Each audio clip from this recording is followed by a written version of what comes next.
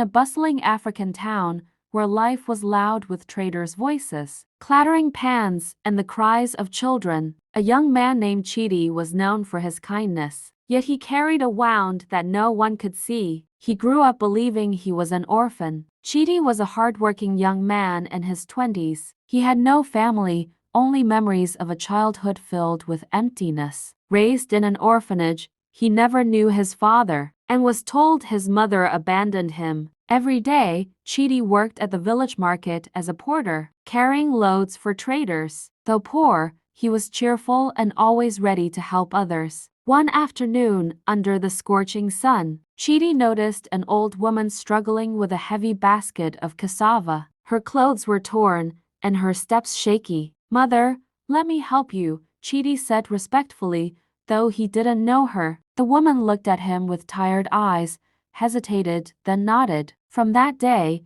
Chidi began helping the old woman often. He fetched water for her. He carried her firewood. Sometimes, when he had little food, he shared it with her. The woman, whose name was Mama Neka, grew fond of him. She would pray for him, bless him, and tell him, "My son, may your days be long. May your children never suffer." Chidi always smiled, never knowing that those blessings were more than just kind words. But behind Mama Neka's wrinkled face was a river of regret. Many years ago, she gave birth to a child out of wedlock, abandoned by her lover, rejected by her family, and shamed by her community. She was forced to leave her newborn at the steps of an orphanage. For years, she lived with guilt, never knowing what became of her son. One evening, Chidi was attacked by thieves on his way home. Beaten and left bleeding, he staggered into the old woman's compound. Mama Neka cried out, "Chidi, my son,"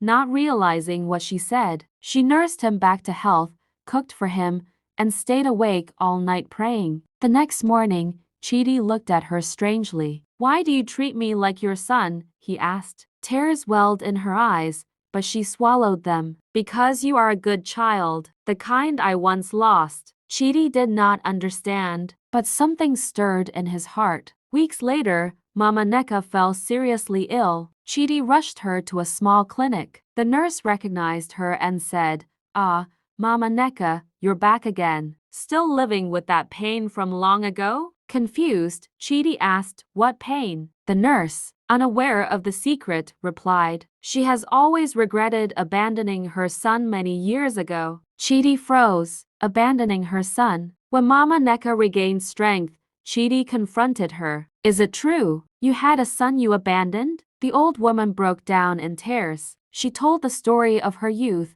the shame, the tears, and the son she left at the orphanage. Chidi's heart pounded. What was his name? "I named him Chidi." The ground seemed to spin under him. "I am Chidi." He shouted. Mama Nika gasped, trembling. She touched his face with shaking hands, tears streaming. My son, I thought I lost you forever." Chidi collapsed into her arms, torn between anger and love. "Why, Mama? Why did you leave me?"